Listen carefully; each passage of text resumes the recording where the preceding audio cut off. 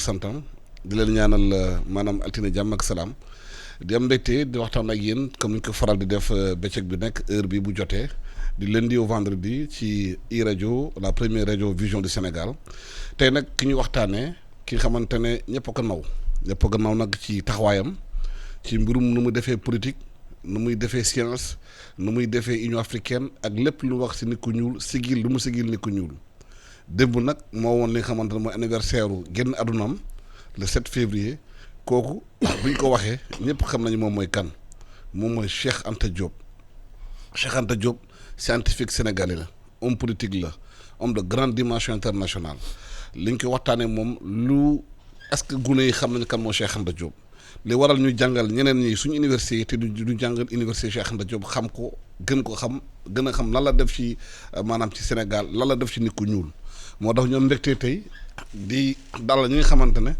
ñoom xam nañu as tuut ci Cheikh Anta Diop suñu invité nag Alpha Wali Diallo la di consultant spécial de relation internationale keneen kii mu ngi ñëw mu ngi si yoon bi ñëpp xam nañ historien la égyptologue la Aboubacar Moussa Lam mu ngi ñëw si yoon bi démb nag Alpha Wali Diallo dañ noo célébrer maanaam di commémorer li xamante ne moom mooy génn àdduna Cheikh Anta Diop dafa mel ni Cheikh Anta Diop ba léegi Sénégalais yi ubbi gune yi xamuñ moom mooy kan. waaw bisimilah rahmaani rahim salaamaaleykum wa rahmatullah à nos auditeurs Alassane Samba waaw c'est en fait Cheikh Anta noonu rek la mën a demee parce que maa ngi fàttaliku man jot naa ko xam bi may nekk xale. ñu dëkkoon fii Fann bu temps yooyu daan nañ dégg Cheikh Anta xëy na ci waxtaanu koñ yi waxtaanu mais lépp li nga xam ne jotoon na ko liggéey fii dafa mel ni dañ ko naxasaloon fii. ba temps yi mi dem na sax ba bi muy créé RND. C'était ci yoonu. te yoon boo xam ne ni mën na fa aw ba askan wi. message bi mu leen di wax mën a àgg. Cheikh Anta boo seetee ba muy jàng la ko nasaraan bi commencé bundu xataan. ah teesam condition yam ko defee. ñëpp xam nañ ko nit ki tabax fakal la jàppale ko man yàlla daf ma boole ma mës a toog ak ay ñoom Amadou Ali Dieng ñoo xam ne dañu xam Cheikh Anta. di leen dégg ñuy wax. et ba mu commencé di wane ngëmu boppam parce que xale yi dafa am loo xam ne war nañ ko xam ci sëñ Touba. Cheikh Anta li tax ma ni sëñ Touba parce que murit la. murit c'est-à-dire ba pare ñëw jóge woon ci Sénégal des profondeurs Cheikh Anta jógewul ci 4 communes yi.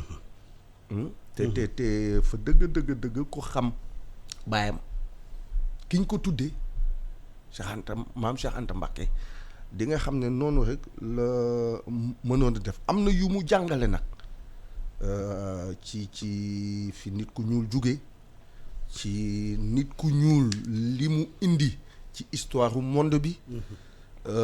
Et aussi li ci gën a am solo loo xam ne wasaaruñ ko projet de développement économique boo xam ne ni amoon na ko pour Afrique jamono jooju ñu ngi soog a jël indépendance ku awul yoon bi nga xam ne ni moom la français yi teg doon seen noonu lañ ko bundu xataal fii sama xafakal man daj naa ci suma benn grand bu ñu xam damay ni Cheikh Anta est mort de désespoir comme ni mu ko doon waxee le blanc te tue spirituellement culturellement puis physiquement c'est ce qui lui est arrivé on a créé un vide autour de lui les derniers jours de sa mort Cheikh Anta peut-être prochain yi rek ñoo ko jege woon waaye man mi fi ma ko gën a xam Cheikh Anta c'est en Afrique du Sud.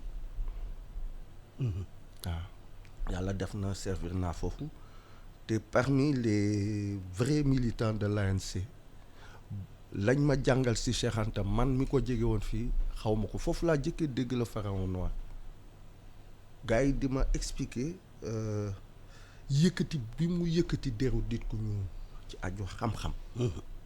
te kooku boo koy toppit ay waxu keroog bi sëñ Touba doon ni bu leen ma xool ci sama couleur der bi jàpp leen li may wax nit ku weex mësula jàpp loolu parce que loolu aussi dafa am lu ko nasoon la théorie des races dafa am lu ko nasoon te ba léegi ni bugguñu wàcc si loolu bu ñuy gis affaire Covid bi gestion wu vaccin bi ni nga koy kii yëpp da ngay xam ne bugguñu jox nit ku ñuul gëddëm Cheikh Anta nag li ci doy waar mooy man dama ni yàlla na ma yàlla mësul si dëkk boo xam ne booy dund duñ la xalama boo deewee lañ lay xalama jëm si yàlla duut Njaay Kumba Rose mos na ko wax télé fii bu ma deewee bu ma kenn tuddee dara bu ma parce que li ma bëgg mooy ngeen sargal ma ci bi may dund Cheikh Anta bi mu génnee àdduna nga commencé dégg avenue Cheikh Anta Diop suma booru kër la fii université Cheikh Anta Diop mën naa la jox beneen cas Mamadou Dia liñ ko fi toroxal yëpp building administratif tey naka la tudd waaw yooyu nga xam ne dañuy daf ñuy delluwaat toujours des années en arrière tey jii question bi nga wax ni lu tax Cheikh Anta kenn xamu ko peut-être Moussa Lam bu fi toogoon ma rappelé ko mais ñibbisi en 2007 je crois bu ma juumul 2008 2009 ñi ngi célébrer benn anniversaire u Cheikh Anta université fii campus U4 ay ndaw ñëw fa les jeunes je crois ñi ngi nekkoon 4e primaire toog bokk ci waxtaan bi ñu àggee ci laajte yi am benn xale bu am fukki at ak ñett jug posé question boo xam ne jour boobu ñi toogoon si présidium bi yëpp dañ taxaw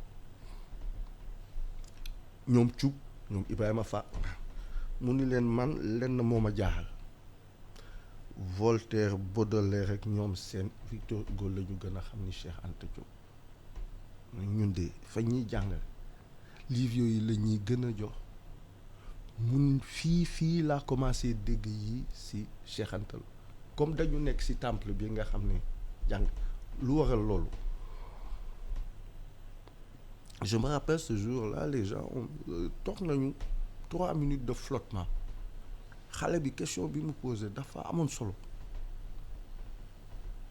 waaw jot nañ ko tontu mais jàngat bi ma si amoon mooy xale yi bu ñu demee ba ñëw dégg lii ñu wax Cheikh Anta ni ñoom xamuñu Cheikh Anta maanaam mooy Cheikh Anta sax duñ koy dugal si lépp yi dëgg la waroon na si mën a bokk te booy seet depuis boobu li ma neex mooy léegi jeunes yi ci anniversaire am bi gis nga plateforme yi am yëpp jeunes yi ni ñu accaparé woo combat bi parce que loolu aussi dafa am solo surtout jamono ji nga xam ne ni yaa ngi dégg ñu ni Sénégal mooy nekk président su Union africaine 2022 2023 te président wu Union africaine boo ko nekkee ci diir boobu yow yaay fixé yenn agenda yi te gëm naa ni suñu président bi dina dugal ci agenda lépp li nga xam ne ni day faciliter opérationnalisation concept économique Cheikh Anta parce que tey jii la ko Afrique gën a sori. moom Cheikh Anta xalaat na lu bëri ci mbirum économie dañu constaté bi mu ko waxee ba léegi indépendance ba léegi malgré indépendance yi Afrique am ak yooyu ba léegi dépendance économique bi dafa am te da ko théorisé woon ci état fédéral ci yooyu nation nègre ak yooyu naka la ñuy mën a approprier wu xalaatu Cheikh Anta Diop bi dugal ko ci théorie économique yi Afrique yi. ah non loolu dana yomb du yomb dana yomb du yomb parce que théorie économique wu Cheikh Anta yi boo seetee dañ ko dul jàngale ci école yi waroon ko mën a jàngale man damay ni bu ñuy seet boo xoolee dëggalee théorie économique de Cheikh Anta lépp lu mu bind ci loo xam ne nii day day jëmloo kanam li ñuy wooyee état fédéral africain, prolongement wu étude économique u Samir Améry avec la théorie de la déconstruction mooy te Senghor doon ko wax avant muy dem la détérioration terme de l'échange yi nit ku weex fixé tant que ñi ngi aw si yoon boobu du ñu mën a développer du ñu mën parce que balaa ñu fi jógee dañu créer condition yoo xam ne nii xiiroo ak ngaayoo mooy bari suñu biir te it état fédéral bi boo seetee du Cheikh Anta rek moo ko wax Kwame Nkrumah ñu les pères fondateurs de l'Union africaine teel nañu gis loolu ni ñun ñii micro état yi du ñu tax a dem booloo moo ñuy tax a dem nasaraan bi teg si tànk boo seetee ñëpp ñi nga xam ne nii doon nañu woote pour Afrique booloo faagaagal nañ leen wala ñu xajamal seen liggéey may profiter ci di nuyu sama mag bi Moussa Lam maa ngi koy ziar gëj naa ko gis xëy na 2008 2009 mooy anecdote bi ma la doon wax bi ñu doon célébrer anniversaire u Cheikh Anta UCAD ñoom ci nekk fa maa ngi koy rappeler benn anecdote un enfant boo xam ne ci banlieue bi la jóge woon bokk ci xale yu ñu invité woon moo fa posé woon benn question bu am solo en s'adressant au panel ñoom cug ñoo fa nekkoon jëm si yàlla Iba Der nga foon ak ñoom ni leen man li ma mënul comprendre mooy suñu école yi ay Baudelaire rek Victor Hugo ñooñu la ñuy gën a jàngal que ay Cheikh Anta yi ci nga xam ne nii fa dëgg bu fekkee ni ba léegi nii ñi ngi waxu Cheikh Anta waxu liggéeyam ak li mu nasoon ci Afrique la mu doon wax kooku buñ ci taxawoon sa njëlbeen amana xëy na du ñu àgg fii tey. ñu ngi leen nuyu Aboubacry Moussa Lam di am mbégte dalal fi studio bi di xam ne historien nga égyptologue nga ñëpp ne nañu bokk nga ci héritier Cheikh Anta Diop parce que wax nga ci bind nga ci gis nañu week-end bi ci cahier spécial yi ci contribution yi nga ci bind question bi mu posé rek mooy transition bi li waral boobu ba léegi Cheikh Anta Diop ñu ko jàngal bu baax ci suñu programme yi. jërëjëf Alassane Samba avant tout maa ngi jéggalu si sama wolof bi. waaw parce que amul problème. il n'est pas aussi fluide que le français. waaw nañ ko comprendre waaw amul problème. waaw maa ngi nuyu sama rakk bi ma fekk. Alpha Wali Diallo. Alpha Wali Diallo. et maa ngi lay nuyu Alassane. nuyu naa la. waaw dama bëgg nga répéter question bi pour.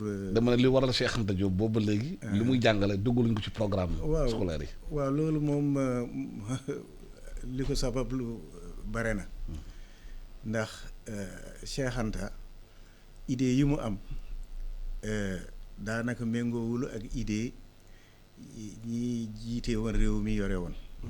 à commencer par Senghor. Senghor ak Cheikh Anta kenn umpalewul d'accord ñu woon ci cadre politique yi. français yi tamit Senghor lañu jàppale woon. loolu tax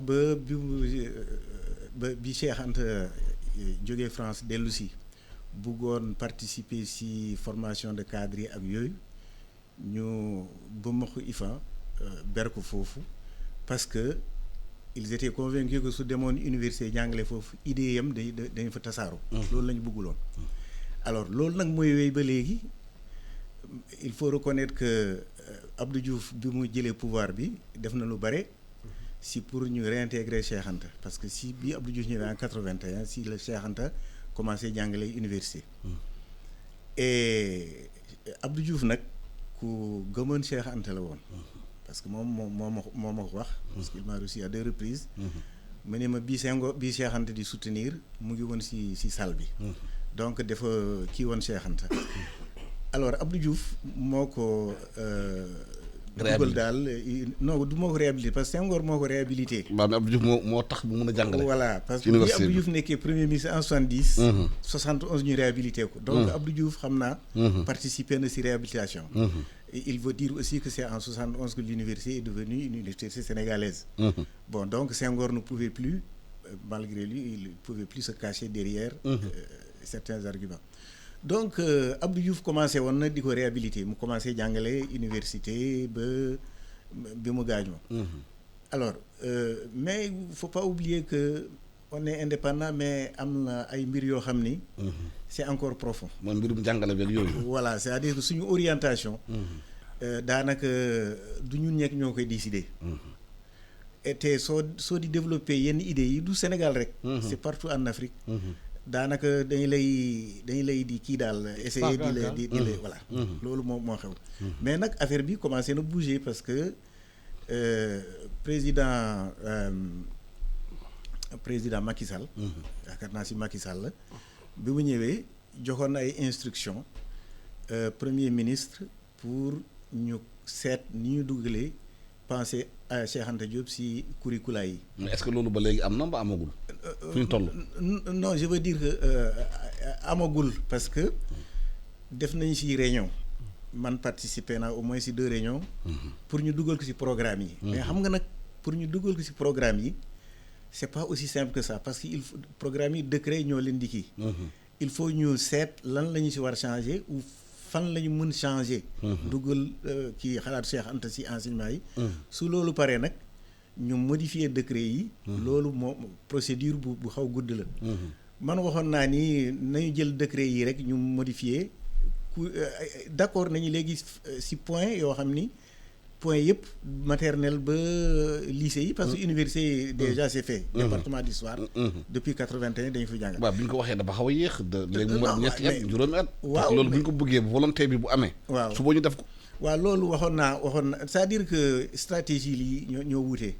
man bi ñuy identifier point yi ci programme yi fi ñu war duggal Cheikh Anta dama ni woon nañu jël ay manuel ay travaux. benn bibliographie former enseignants yi ci ay séminaires yu gàtt. ñu jox leen documentation ñu commencer. mais nag stratégie boobu wéyul beneen bi moo wéy il faut ñu. ay manuel et cetera xam nga loolu rédaction manuel du noonu. da jël temps loolu tax ba léegi sottiwul. waaw parce que ñu bëri dañu constaté boo demee bitim réew boo demee université américaine yi soo demee université australienne yi dañu fay jàngale Cheikh Anta Diop dafa jéggi dayoo ñoo gën a xam xëy na Cheikh Anta Diop que Sénégalais yi fi mu juddoo. waaw xam nga américains yi effectivement ñoom dañu am ñoom tamit seen combat. Cheikh Anta demoon Atlanta 85. ba foofu ba léegi mu ngi fa am benn journée bu am solo xaw ma Cheikh Anta Day lañ ko tuddee xaw ma. mais ñooñu tamit seen combat pour retrouver seen dignité si la ñu nekk or Cheikh Anta li mu bind si loolu c'est-à-dire c'est comme pour ñoom la ko bindaloon. c'est vrai que il a écrit pour tous les noirs. mais ñoom ils s'y reconnaissent. te ils sont un peu plus libres. waaw ñun même si on s'y reconnaît amuñu liberté boobu. mais malgré tout wax naa la depuis 81 Cheikh Anta ñoo ngi koy jàngale université ça aussi il faut ñëpp xam ko. département d'histoire 81 ba léegi jàng nañ ñoo ngi fay jàngale Cheikh Anta ay département de sociologie ak philosophie ba léegi comment dirais-je am na mémoire ay kii yooyu ñu fay soutenir si Cheikh Anta. donc université moom commencé nañu lii des kay mooy yeneen niveau yi. maternelle bi maternelle ba lycée. ba lycée bi mais université moom y a pas de problème. ñoo ngi koy kii. waaw Alpha yeexaay bi mu am ci ndigam jàngale Cheikh Anta maternelle ba lycée yi xam nga ne xëy na comme ni ñu ko waxee sànq. tubaab bi amul intérêt. xëy na si africains yi sénégalais xam lan mooy pensée Cheikh Anta Diop. parce que lu ñuy tabax. lay ba max est-ce que loolu bu nguur gi waxee loolu nii. pour faire plaisir xëy na aux Sénégalais. waaye ci volonté politique réelle. xëy na amu fa. séminaire yenn saa dañ koy def pour tardé l'affaire yi. non xëy na. xam nga réew mi dañu garaaw dañu defee séminaire pour tardé affaire di waxaat décret ñu koy traîner loo ba fii ak 50 ans. waaw mais non xëy na volonté politique bi am na. taf yëngale bi daa bari ci loolu de. ku gis nen ni nen a ngi jàngum Cheikh Anta tabax fakàlla mais c'est-à-dire li muy wax nii dafa am solo parce que man du ma spécialiste éducation mais doomu jàngalekat la ah. et aussi j'interviens ci yenn kii je crois que problème mu Sénégal mooy à un certain moment bi ñu jëlee suñu indépendance ba léegi bu ma juumu curricula yi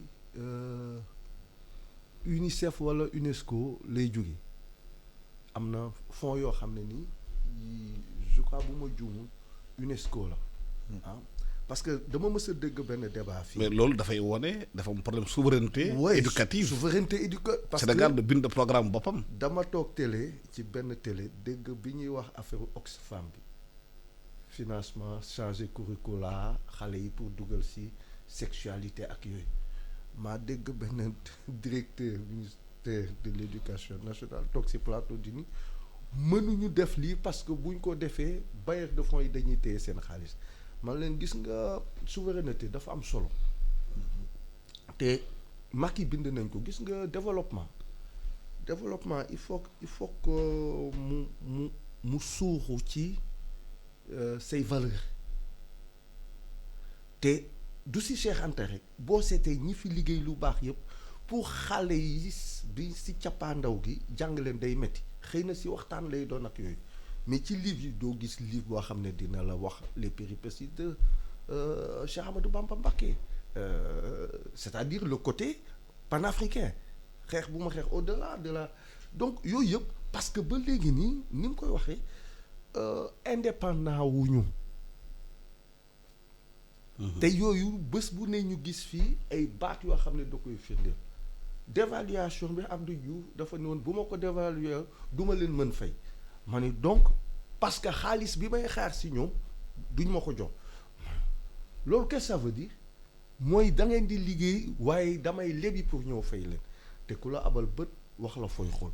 Cheikh Anta ses théories depuis la conférence du Caire xam ne dafa da leen dajale ñoom ñëpp moom ak Obenga que j'ai rencontré même à Brazzaville on m'a fait liñ fa waxoon mais am na nasaraan yoo xam ne ils sont réfractaires à cette vérité ba léegi nii am na Europe ñoo xam ne nii ñi ngi def seen kéemtulaay pour saboter thèse u Cheikh Anta yooyu mais te booy seet fa dëgg amana xëy na bu ñu ko commencé woon jàngale si ndaw yi xale yi bu ñuy màgg dinañu parce que dañu nekk hybride fi mu ne nii c'est-à-dire pour nga gis un vrai panafricain comme ñii si jamono gi day xaw a metti donte am na ñoo xam ne nii ñu ngi koy wax ñu ngi koy mbubboo ñu ngi koy woy mais approprié wu la connaissance parce que Cheikh Anta faisait la promotion de la connaissance approprié wu connaissance yi Cheikh Anta doon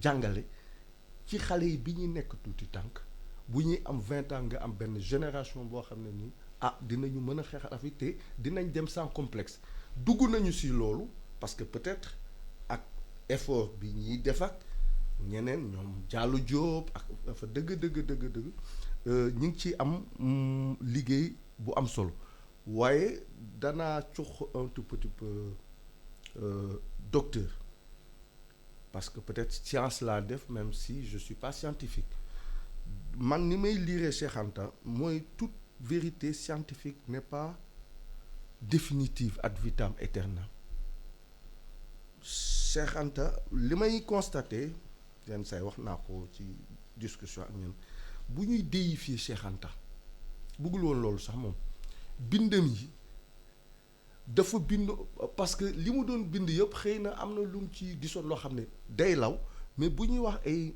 développement économique ak ay affaires yooyu moom bëggoon na ñuy contextualiser naam li mu bind am na solo waaye jamono jam ko doon bind ak jamono ji bokkatu li kii rek mooy la prolifération des nouvelles technologies de l'information donc tey jii dañu war a adapté waat discours Cheikh Anta fondement bi nekk lam waaye ni ñu koy awale beneen bi ci des aussi ñaax ci xale yi travail boobu Cheikh Anta fi mu arrêté woon mu am ñu ko continuer yaa ngeen ci xam naa waaye il faut penser à la relève générationnelle pour que ñu dugg ci vraiment exploitation wu héritage du Cheikh Anta. mais loolu am na solo parce que feebar bi mu am nii ci àdduna bi léegi wana dëkk bu nekk dafa replié ci boppam di gérer problème boppam te Cheikh Anta théorie yi mu defoon yooyu bokkoon na ci liy may Afrique ak Sénégal liberté économique liberté scientifique ay liberté même de pensée est-ce que bu ñu adapté woon li mu waxoon contexte bi léegi xëy na du ñu toll ni fii. avant ma addu si loolu. ma comment dire répondre li mu wax. Cheikh Anta kenn déifié wu ko. gis nga ñuy wax ni dañuy déifier Cheikh Anta di reprendre ay kiyam bon c'est que malheureusement. ils ne savent pas ce qui se fait. loolu mooy problème bi. man damay commencer par sama bopp. sama thèse de l'origine égyptienne des Peuls. maa ngi commencé sous sa direction. mais ku lire thèse bi dina gis ay points yi ma ko critiquer. par exemple li mu wax si diggante Pël yi ak Tukulóor yi mais critiquer naa ko si. parce que dafa ni Tukulóor yi Nubie lañu jógee Pël yi jógee Égypte ma ni loolu mënul am. nañu dem si dolli ji daañu gis. li ma wax si lawbe yi. deme ni Cheikh Anta xamul lawbe yi. ou bien lawbe urbain yi rek la xam. loo tax mu wax li mu wax. dañ koy critiquer. mais malheureusement ñuy wax du ñuy lire lu ñuy bind Cheikh Anta. absolument en dehors de ça. su loolu wéyee nag. su loolu weesoo Cheikh Anta neexul critiquer. xam nga lu tax. parce que Cheikh Anta livre bi mu mujj bind. civilisation ou barbarie. def autocritique. dafa critiquer boppam c'est-à-dire livre boobu livre testament la. def ko bind ni ma ko bindee mu ni question bii discuter nañ ko depuis 54 question bii discuter nañ ko depuis telle année léegi question bi sama point de vue lii la woon. sama adversaire yi seen point de vue lii la woon. léegi nag science bi lan la woonee depuis. kooku yi. il s'est auto-évalué. absolument te li ma la wax na nga si téye Cheikh Anta nee na li mu bind c'est difficile nga dindi si dara. te c'est vrai. c'est vrai man point yi ma gis yëpp ay peut-être dans les détails mais dans le fond li mu bind parce que Cheikh Anta dafa amoon benn qualité loolu sax du kii doo ko travailler yàlla defal ko may dafa amoon il avait cette qualité de visionnaire dafa amoon intuition. c'est important intuition c'est très important. looloo tax Cheikh Anta neexul critiquer parce que malheureusement pour ses adversaires sur pratiquement tous les points de controverse la science lui a donné raison. Afrique berceau de l'humanité loolu la waxoon. ñu ni non berceau de l'humanité yooyu parce que da nga civilisation égyptienne civilisation nègre loolu la waxoon. mais soo jëlee loolu yëpp sur tous ces points là les faits lui ont donné raison. donc berceau de l'humanité aujourd'hui ça ne se conteste plus. La civilisation égyptienne une civilisation négro-africaine. mais loolu du tubaab yi ñoo koy décider. gis nga soo jëlee tradition africaine yëpp. tradition Pël. Heli et Yooyo. tradition comment dirais-je Mandeng. mais tradition Songhai. Baoulé. tradition africaine boo jël. tradition wolof Yoro Diaw. les 6 migrations venant de l'Égypte auxquelles la Sénégambie doit son peuplement. mais si les Égyptiens n'étaient pas des Noirs nan la Sénégambie mu ne jóge foofu te kii mënul am. c'est-à-dire que tradition africaine yi Cheikh Anta la ñu may dëgg. te ñooñu xamuñu sax débat bi lan la. xamuñu débat bi am entre Cheikh Anta ak ñoom. mais ñoom nee nañu Égypte lañu jógee te dañ lay wax Égypte lañu jógee dëkk bii lañu jógee. yoon bi lañu jaar. et puis soo contrôler loolu. nga xam ni loolu dëgg tout dernièrement am na benn livre bu ma defoon préface am La route du Bovidé. mais Pël yi benn tradition la benn waaye bu tudd Alpha Africanis Diallo moo ko bind mais dafa sukkandiku ci tradition yi am na benn point rek. mooy nag yi fu ñu jaar. nag yi fu ñu jaar. tuuru nag. dafa joxe benn tuuru nag en pulaar naggu la wax. ma en tant que pulaarophone du Fouta Tooro man de du ñu wax naggee la ñu wax. mais soo jëlee Égypte. tuur boobu mu ngi ci langue égyptienne. naggu. kon kay loolu rek déjà doy na pour wane que ñii Égypte lañu jógee. ñu wax la ilo seen maam ilo yàlla di. ñu ne la ilo xam nga ilo ku xam pulaar yëpp. ñii xam pulaar yëpp xam nañu ilo. li ñu gàttal la ci ilam la tudd. ilam mooy inondation. mais ilo ci égyptien la mooy ndox bu bare. ndox bu bare nag mooy ilam. inondation. mooy fleuve bi bu débordé. waaw ou bien soo jëlee léegi kii Mandeng ou bien Songhai Mandeng Niger tuuru Nil la parce que dañoo wax ni Korotumba mooy le grand fleuve Songhai yi ni Issa Ber le grand fleuve mais Nil loolu la tuddoon Iru A moo jàll si grec à travers Ilos soo dindee S bi rek mu jox la Ilo donc ñoom ñëpp tuur Nil lañu jël jox ko tuur fleuve yi ñu fekk fi kon ñooñu soo waxee ni égyptiens yi duñu ay nègre ay kii lañu te égyptiens yi sax seen bopp gis nga nii la ñu doon représenter seen bopp gis nga kii mooy ci nation nègre culture. nation nègre culture voilà gis nga égyptien baa ngi ni nubien baa ngi ni ñuul kuk te tubaab yu weex yaa ngi ni asiatique bi ak indo-européen bi te yi égyptiens yi ñoo ko représenté Hérodote dem na foofu nee na gis na égyptiens yi seen deret dafa ñuul seen karaw crépus waaw te nee nañu égyptiens yi ak nubiens yi ñoo bokk cosaan loolu kay su fekkee ni loolu la grec yi wax te grec yi dañu fa dem ba gis leen ñu toog naa ni égyptiens yi nii loolu surtout ça l'histoire lui a donné raison xanaa kay dangay gis jant bi nga ni gisuma ko loolu moom mën na am léegi fu ñu toll nii ak pandémie bi am ak yooyu non mais ñu doon wax yëpp ci mbirum économie léegi non mais Cheikh Anta loolu réglé woon na ko si dans son livre là les fondements économiques culturels d'un état fédéral d'Afrique noire il avait dit que Afrique dafa war booloo nekk benn état fédéral parce que su deful loolu du mën assurer sécurité am su deful loolu du mën peser sur le plan économique su deful loolu du mën am recherche bu baax parce que tout ça ay moyens la laaj gis nga français yi si vaccin bi comme américains yi ak russes yi ñoo leen ëpp doole sur ce plan là gis nga ils sont out parce que financement yi ñu waroon bu amuñu ko woon am nañu ay chercheurs yu xarañ mais amuñu doole jooju Afrique looloo tax te booloo moo lay may doole boobu mais loolu gis nga li xew Mali ay quelques 4x4 man sax quelques 4x4 léegi dootul ay 4x4 sax ay 4x4 sax ay moto la des gens qui viennent en moto et qui arrivent à défaire une armée des armées qui mais man yooyu dafa doy waar moto ma ñëw fa la xëy yëpp moto Jakarta mais c'est pas une armée loolu mooy problème bi c'est-à-dire que là aussi Cheikh Anta a eu raison sur nous unité de manière à constituer un état fort su loolu amul duñu mun dem voilà gis nga léegi ñoo ngi nii di kër yi te Cheikh Anta am na lu mu waxoon mu ni su ngeen ko deful immédiatement après les indépendances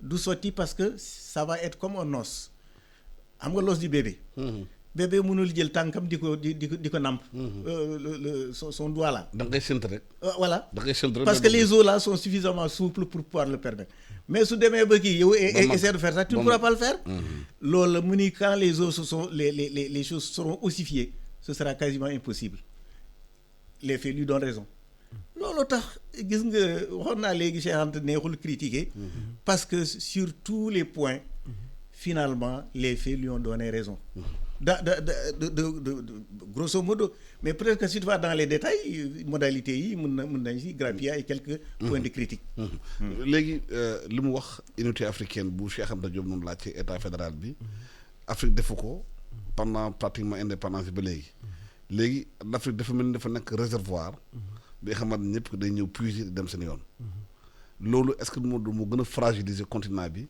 face aux enjeux mondiaux di mel ni affaire vaccin bi ñu gis fi union africaine barki dem def réunion à la limite chef d'état yi dañu ñaan ay vaccin alors que Afrique war naa mën a am ay chercheurs trouver ay vaccin africain même bu fekkee ne Sénégal fi dañuy def bari ay vaccin fièvre jaune ak yooyu waaye feebar bu mel nii Afrique war na mën a may ay chercheurs mu ci boppam trouver seen vaccin boppam ni ko Chine amee ni ko yeneen réew yi amee kooku am na de parce que ci vaccin bi y a une équipe africaine de Nigeria. est-ce que am nañu corona. waaw qui sont vaccin corona.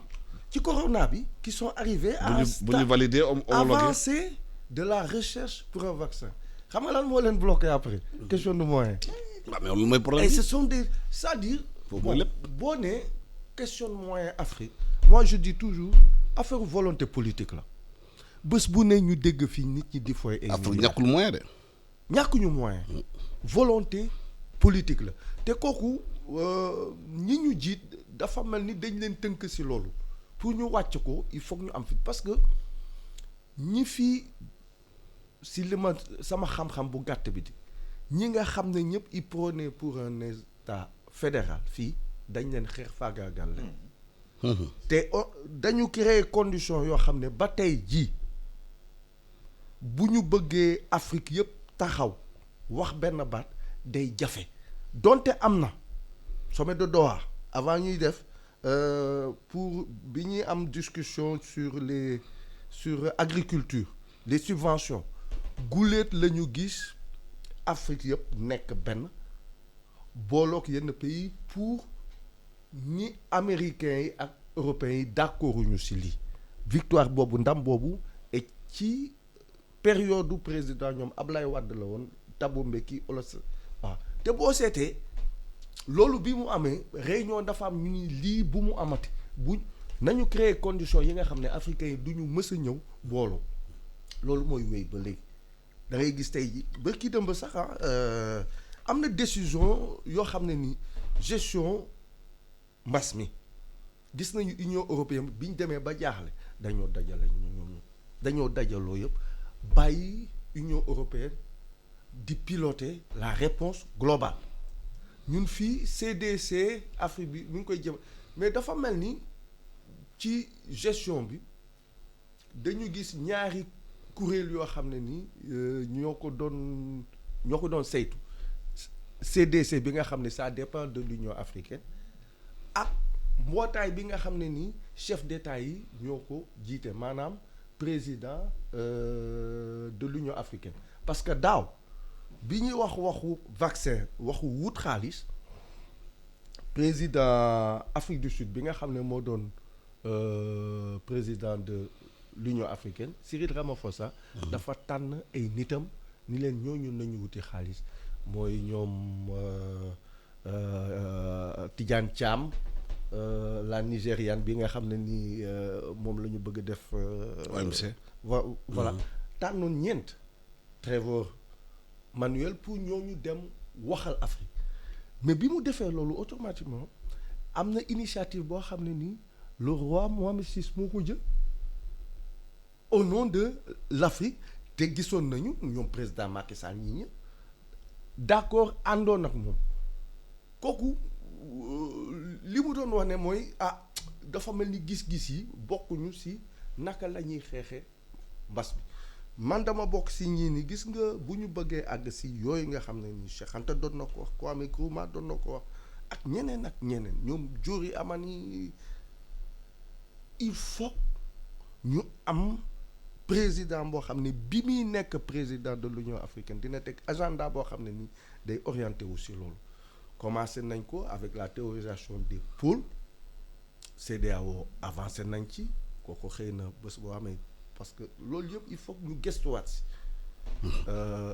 SADC am na du yomb parce que man bokk naa ci ñi nga xam ne ni que sommet Accra bi amoon pour bi Kadhafi ne il faut que ñu am gouvernement continental man bokkoon naa ci délégation Afrique du Sud temps yooyu ñoom Gadio ñoo nekkoon moo doon ministre des affaires étrangères ñoom Ablaye Wade yëpp dang Kadhafi nii il faut Accra balaa ñu fay jóge ñu def un gouvernement mënul woon nekk parce que bon peut-être ku ci nekk da ngay am sa agenda waaye intégration concrète réelle bu ñu ko bëggee il faut que ñu teg ko ci diir Union européenne seen intégré balaa ñuy àgg Union européenne bi ñu ngi ko commencé avant même deuxième guerre mondiale. sommet de Maastricht mais bu ñu demee xool bitim réew ñu bëri xam nañu Cheikh Anta bu baax bu ñëwee Sénégal fii gis xëy na nu ñu téye ñun naka la ñu téye Cheikh Anta Diop dañu am déception bu bëri bu demee Thiédou sax xool mausolée bu ñu ko fa defara dimension Cheikh Anta Diop ëpp woon na loolu Ceytu mënoon nekk tey benn pôle de développement ndax Cheikh Anta Diop du tourisme ak yooyu. juste avant gis nga là encore une fois les difficultés yi ñu am pour taxawal dara. mais Cheikh Anta encore a eu raison sur nous waxoon rappelé naa ko léegi gis nga bi ñu defee NEPAD. ñii léegi am nañu ay programme dañu fi def chemin de fer Dakar Djibouti dañuy def lii dañuy def laa bi ñu tëralee seen plan ba pare lu ñuy def dem si européens yi ak américains yi naan walla léegi nag jox lañu xaalis bi. waaw est-ce que NEPAD aboutir na. c'est pas sérieux. mais ressources financières yu ñu am. naturelles yu ñu am Afrique fii. dafa mel na rek quelqu'un qui veut racheter sa liberté dem si maître am ni lebal ma xaalis. waaw du la ko lebal am na ay infrastructures yoo xam ni. état yi rek ñoo ko mun defar. dëgg la te gis nga européens yi mais ils se sont mis ensemble ay Airbus Ariane am na loo xam ni malgré la volonté politique benn état mënu ko defar. te encore une fois Cheikh Anta a eu raison sur nous. léegi nag pourquoi Cheikh Anta n'est pas connu ici mais loolu moom il n'est pas considéré loolu wax naa si c'est-à-dire que sur le plan politique il a eu le malheur d'avoir Senghor comme adversaire et c'est l'héritage de Senghor qui court encore ici. mais Senghor jàll na war nañu mun def. non Senghor jàll na mais idée yi Senghor tasaare fii moom mooy dox ba léegi. rupture bi war na mën a am Senghor Abdou Diouf la fi bàyyi Abdou Diouf moo ko formé pendant combien d'années Abdou Diouf certes a fait des efforts mais ba léegi des na c'est-à-dire que Cheikh Anta dañu ko diaboliser. te wax naa la bi may commencer am na yoo xam ni kenn mënu ko wax ci rajo mais suñu indépendance des na ba léegi. da ngay yëkkati dara mu am ko le ni li nga yëkkati ci suuf fekk kenn tinul kenn yëgul nga teg ko ci suuf loolu mooy suñu problème. te wax na léegi ñi amoon idée yu baax pour Afrique yëpp on s'est arrangé pour les liquider. gis nga loolu nag fépp la am gis nga asiatique yi gis nga Vietnam guerre bu mu def gis nga Corée ñaari Corée yi guerre yi ñuy def mais c'est-à-dire que africains yi loolu mooy seen problème moi je dis que nous notre suñu problème mooy que gis nga les autres quelle que soit leur orientation capitalisme socialisme ils sont avant tout nationalistes. c'est important. asiatique yi loolu la. mais nous socialistes machin capitalistes on est toujours avec les autres. Oui. On n'a jamais comment dirais-je un nationalisme suffisant pour régler nos problèmes. parce que yenn saa ñu xalaat na sax. ñu xalaat na sax yow boo yëkkatee benn idée buy war a suqali Afrique. africains seen bopp ñu nekk si yow. ñoo lay xeex d'abord parce que ñoom ñooy première bataillon armé. de l'extérieur. dans leur propre pays. alors Cheikh Anta wax nga ni mausolée bi ñu ko defaroon mais au moins defar nañu mausolée. mais route bi fay dem. heureusement léegi ñoo ngi koy goudronné xaw ma ndax pare na mais comme débuté nañu ko bu yàgg loolu mais waroon na pare bu yàgg saytu war nga mën a développer mais ma wax li ma gën soxal si kii yooyu pour si suñu bëggoon magal Cheikh Anta véritablement si idées yi mu développé dañ ko waroon on serait donné les moyens ñu pérenniser idées yi te loolu mënul sotti tant que amuñu fii ay institut de recherche yooyu xam ni dañooy pérenniser yooyu lu mel ne institut d'égyptologie institut d'égyptologie depuis 2008 assemblée de l'université def na benn texte bi waroon jël circuit ba décret bi génn mais ba léegi. dara amul mënuñu fexe ba décret bi génn. te entre temps ñu créé texte bi sax xam naa réer na si circuit. loolu en temps ñu créé Confucius université. di jàngale affaire chinois yi. waaw parce que chinois yi ñoo indi seen xaalis def ko. mais loolu du yoon. waaw du yoon kay du yoon moi je suis entièrement d'accord. mais président Macky Sall bii wax la moo tax du finance institut égyptologie boobu. président Macky Sall recevoir nous en 2016. na ko def. 2016. ba plan yi am nañu ay plan ba terrain bi ancien doyen de la faculté des lettres am na benn ruq bu ñu mayoon faculté des lettres président ni Ismaïla Madior na nga suivre affaire bi ak la direction de l'architecture kii yooyu. booba léegi France booba léegi mu ngi nii. dara texte bi kenn mënu ko jël parce que texte bi kenn mënu ko retrouver ci circuit plan architecture yaa ngi nii on a tout ce qu'il faut mais bon. pour le moment dara te loolu suñ ko defarul mais. pour xale yi mun def recherche foofu. Cheikh Anta duñ ko mun kii il ne va pas se reposer dans sa tombe parce que loolu moo ko soxloon. gis nga léegi sax li gën garaaw moo nar xew parce que li ñu doon jàngale si pensée Cheikh Anta ñun ñoo ko doon def ñun ñoo doon former léegi man dem naa retraite kenn desatu fa ay maîtres assistants ñoo fa des ce qui fait que recherche bi kenn mënatu ko encadrer wax nañ ko président yéeg na ko il a donné des instructions pour ñu instaurer émérita amul pour au moins ñu mun jëlaat yeneen doctorat en attendant que ñi fa nekk passé kii mais ba léegi mënul sotti depuis un an parce que le 26 ou le 27 février lors d'un conseil des ministres la ko waxoon daaw ba léegi sottiwul alors loolu mooy problème bi c'est-à-dire que parfois y a un problème de suivi. waaw wax ji dafa bëri. y a un problème de suivi dañoo jël décision mais duñ ko suivre. waaw loolu musiba la. waaw loolu tax. gis nga enseignement égyptologie sax c'est menacé. mais Alpha loolu tiital la ñu bëri. bu fekkee ne mënutuñ jàngale Cheikh Anta Diop moom dem na retraite amatul encadrement recherche ñu wax ay projet bind ko teg ko conseil des ministres le président réaffirme le président redit. volonté politique waaye dara amu ci. volonté politique problème la. li muy wax nii. fa dëgg-dëgg yaakaar naa ne. est-ce que posewul question de fond bu mu wax sànq question indépendance bi. non est-ce que décision ñuy jël conseil des ministres yi sax mën nañ ko appliquer. président mën na jël décision mais ñi koy exécuter bu fekkee ni ñooñu dañuy déglu ñeneen. am yenn intérêt. voilà parce que c'est ça gis nga nañuy wax li xew ci dëkk. réew mi nañ ko tayle. dañu tayle réew mi. am na ñoo xam ne nii peau noire masque blanc. moo fi am. mooy ñoo xam ne nii dañoo ñuul ni yow ni man waaye billaay boo yëkkatee seen xol affaire nasaraan dong nga ci ne ñooñu yàlla dafa def nag kay na ñooñu nañ jiital du ñu dem. c'est-à-dire il faut que mu am te yaakaar naa ni man dama ni xëy na fañ ko mën a gën a awale sax mu gën a gaaw comme fii mu dëkk fii nit ñi dañuy yox yi au niveau peut-être de la société civile ñu def plaidoyer pour Union africaine mën a consacrer loolu c'est-à-dire jóge ci kaw wàcc ci suuf loo xam ne nii da doon parce que Cheikh Anta du Sénégal rek ko moom léegi waxuma sax Afrique mais diaspora ak ñooñu bu ñu amee si loo xam ne ni il faut imposer. parce que bu ñu mënee créer comme institut Confucius biir université. waaw wax dëgg yàlla nag war nañu mën a créer institut égyptologie bu Cheikh Anta Diop. dama ni li defar musée des chinois yi civilisations ñëw su biir université Ndakaaru toog fa li defar musée des civilisations bi musiba la moyen bi ñu fa dugal mënuloon defar benn.